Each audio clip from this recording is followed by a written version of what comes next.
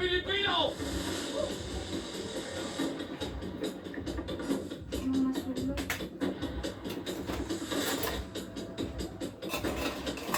Nakabasa ng mga nanguna sa riot sa Maynila.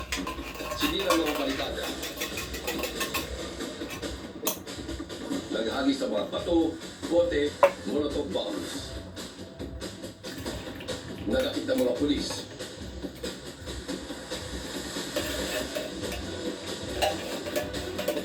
Nangyari ang traffic light, nag-vandalize.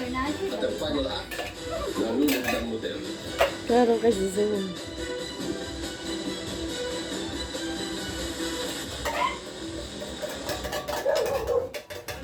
Kabilang banda sa EDSA, mas payapa. Ang dami mga artista.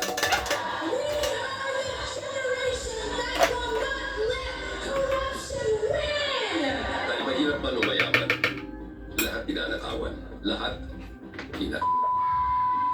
Ito ang wika ng lahat ng mga Pilipinong ninakawan. Hinahamon ka namin, Pangulong Bongbong Marcos. Kung gusto mong magkaroon ng magandang legasiya, ang pangalan mo, ipakulong mo lahat ng magnanakaw. Tatlong araw na rally ang plano ng influensyal na Iglesia ni Cristo sa Luneta. Maayos at payapa na nairaos ang unang araw. Pero kinabukasan, naiba ang timpla.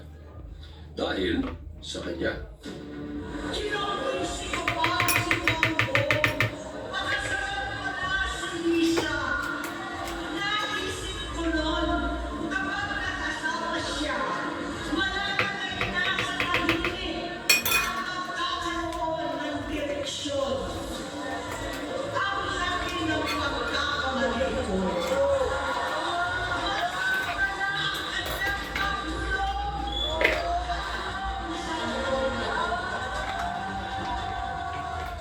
Tinawag ng Malacanang na desperada ang senadora. Si Sandro Marcos naman sinabing hindi ang gagawin ng isang tunay na kapatid. Si PBBM namamalikbata yata.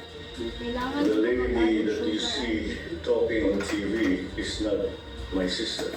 Hindi siya yan. Hindi siya yan. That's why we worry. So we are very worried about her. I hope she feels better soon.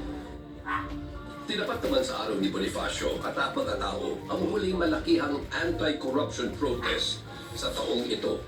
Tinawag na Baha sa Luneta at Trillion Peso March sa EDSA. Naging payapa naman ang parehong pagtitipon.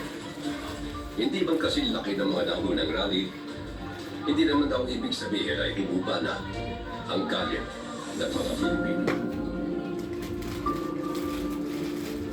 We have to give it to our government. Just when you thought wala nang ilalala pa ang atraso nila sa bayan, meron silang bagong entry. Courtesy of DTI Secretary Cristina Roque. Meron tayong Christmas ham, meron din tayong salad, meron din tayong pandesal, meron din tayong, we can add itong luncheon meat, corned beef, and then we can also add hot dog. And then kung ayaw naman natin itong luncheon meat and corned beef, pwede rin tayo magdagdag, let's say, ng pork barbecue, pwede rin tayo magdagdag ng fried chicken, but this is for a family of 4.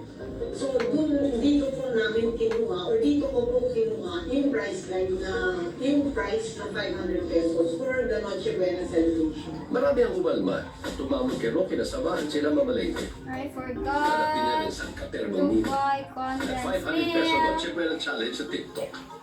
Ano? Saan nga ba aabot ang 500 pesos mo? Wala kang mabibili doon. Isang kutsara. Malabo Cute pa ka na sa sa sabon ng likod. bangus yan. Meron din kasya.